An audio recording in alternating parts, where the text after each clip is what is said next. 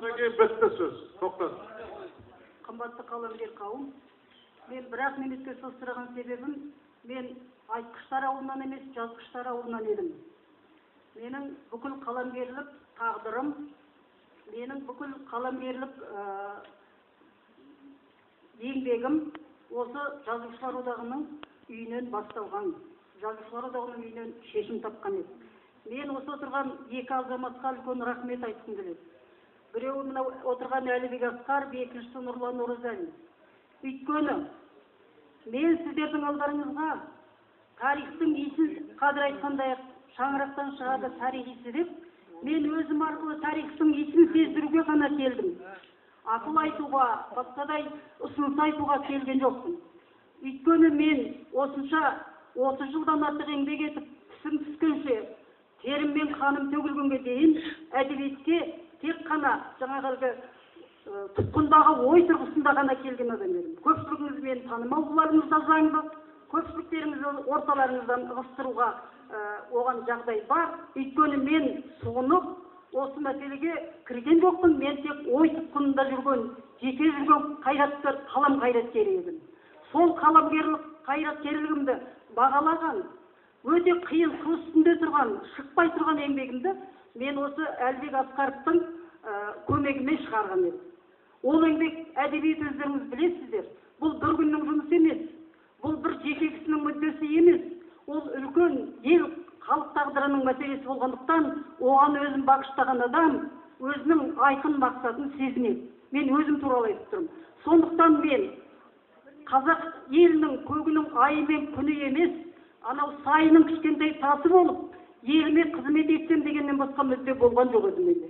Мен осы мақсатқа жеткізген адамды азамат деп есептедім, адам деп бағалаймын, өркениеттің өкілі деп білемін. Мен осы екі азаматқа үлкен рахметімді айтатыным, мен Нұрланның да, осы одақтың да қаншалықты мен сын деген өте ауыр жанр арқылы жанына тиетін сөздер айтқанда, сол Нұрланның өркениеттік үлгі көрсеткеніне, мәдениеттілік көрсеткеніне, қолынан келгенше маған қолдау көрсеткеніне, мен көпшіліктің алдында шын жүрегімнен рахмет айтамын. Нұрлан болар, болмақ, әңгіме онда емес. Әңгіме адамдық мұрат, үлкен жаңағы идеалдар, халықтық мүдде тұрғысынан ойлай білетін азаматты мен өзімнің ең жақын адамым деп білемін. Ал енді екінші менің мынау сол сын жанры деген ауыр жанр, жолдастар. Сын жанры деген ол рецензия емес, басқа емес. Сын жанрының жүгі деген кешегі біздің ғажайып ұлы тұлғаларымызды, нар тұлғаларымыздың белін сындырып кеткен жанр. Біздің қоғамымызға үлкен шешілмейтін сауал тастап кеткен жанр. Мен сондай қиын ауыр жанрды мойныма әйел басымен іліп алып, туралап қалсам, сүрініп қалсам, әлдекімнің қолына түсіп, мерт болып жатсам, ағайындар, сендер менің тағдырымды кішкене де болсын хабарларың болып жүрсін деп шығып айтып тұрмын. Екіншіден, мен тағдырым сол жаңағы Мағжан айтпақшы, мен адассам алаш үшін адаспын дегендей, мен адассам әдебиет үшін адасып жүрмін. Мен таяқ жесем әдебиет үшін таяқ жеп жүрмін. Өзімнің жеке басымның ешбір мүддесін әдебиет арқылы шешкен жоқпын. Тек жаңағы сияқты тұлғалы азаматтардың алдынан ғана шешіп, әдебиетті сөзін ары қарай жалғауға мүмкіндік алған адаммын. Мен соған ризамын.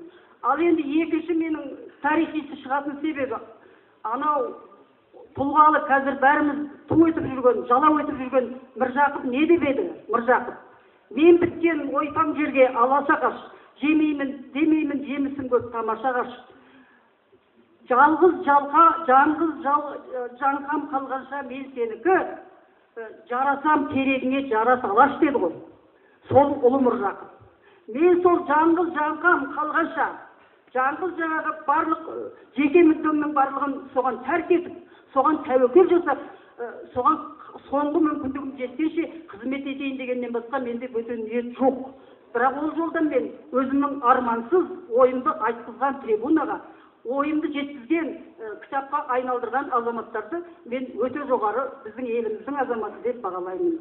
Екінші менің айтайын дегенім, екінші тағдырымды айтам, айналайындар.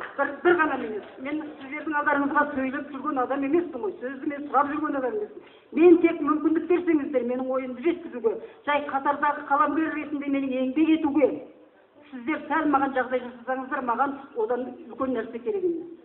Екінші тарихтың менен есі шығып тұрғаны, мен қазір өте тағдырым қиын жағдайда тұр, өйткені мен шын мәнінде сол әдебиет үшін осы жеке қалған анау кімнің Ұлы Әуезовтың шығармалары ешқашан ескірмейді, актуалды ғой. Қайран, Асыл, Ғазиза не үшін ақан болыспенен, не үшін қалтайғудан аяғының астында, табанында қорлық көрді, намысы қорланды. Ол үшін қазақтың асыл қызының намысы қорланып, қазақ елінің намысы елестеді деп жазған Әуезовтің тағдырын қорғансыздық болғандықтан мен қазір күні кешіп отырған адам. Айналайын. Бұл да мен екінші менің тарихтың иісі шығып тұрған, ешқандай сөзге бағынбайтын деп есептеймін. Осыменен мен осы менің екі тағдырымда бүгінгі мына біздің шаңырағымыз, тарихтың иісі шығып тұрған шаңырақта сезіндіріп кетейін деген ниетпен көтерілдім. Тыңдағандарыңызға рахмет.